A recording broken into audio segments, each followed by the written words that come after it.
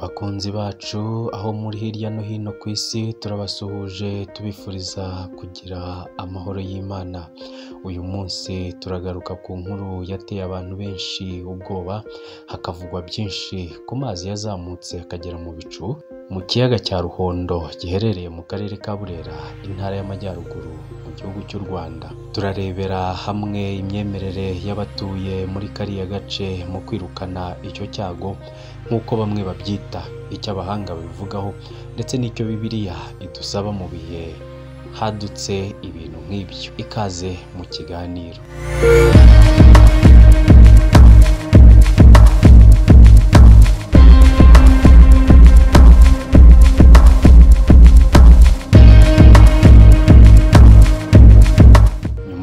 Yako karuhuko gato munyemerere twinjirane mu kiganiro cy'uyu munsi, tunabibutsa ko iyi ari Frank TV mukomeje gukurikirana.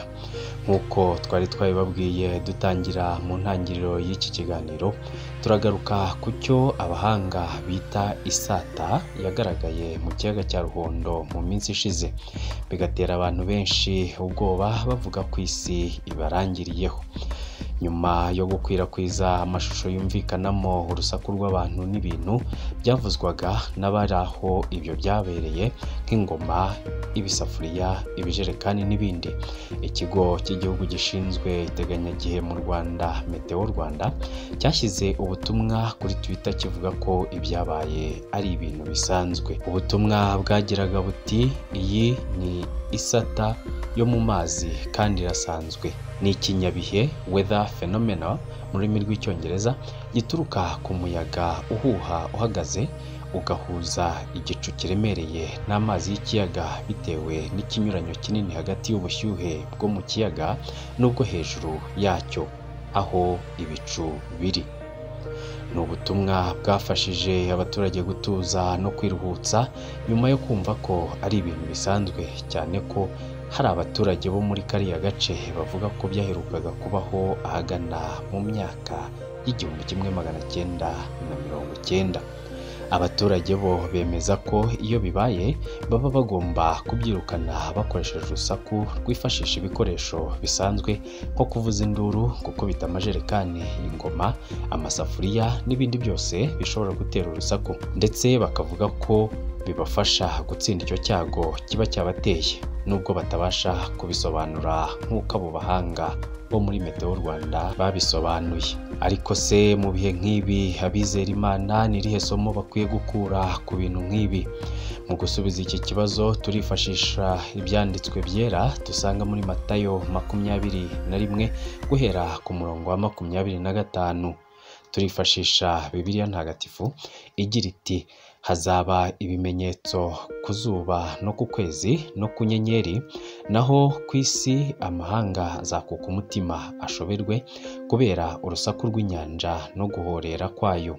Abantu bazicwa n'ubwoba bategereje ibigiye kuba ku isi, kuko n'ibinyabubasha byo mu ijuru bizahungabana.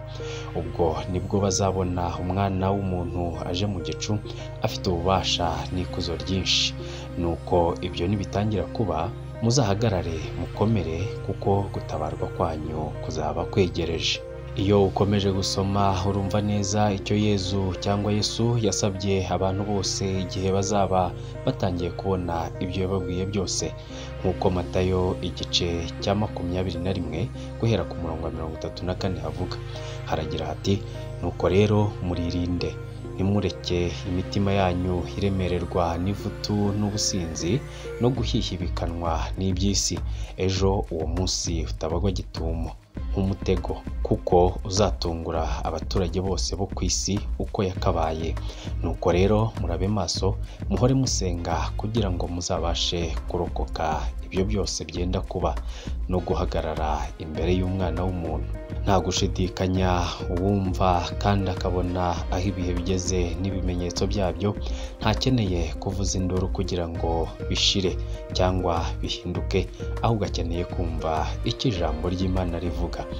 tubibutse ko iyi ari Frank TV, urubuga rubagezaho ibiganiro n'amakuru by'iyobokamana. Tukaba tubasaba gukomeza kudukurikira no kudushyigikira mukora subscribe, muduha ibitekerezo byanyu n'izindi nama zatuma turushaho kubagezaho ibibanogeye no kwagura uyu muryango.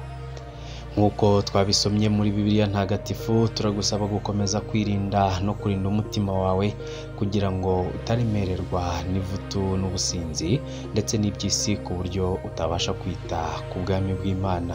Mwibuke ko Bibiliya itwibutsa ko umwami Imana azaza vuba, ko tugomba gukomeza ibyo dufite kugira ngo hatagira udutwara ikamba ryacu, nk'uko byanditswe mu Byahishuwe ibice 3 umurongo wa 11.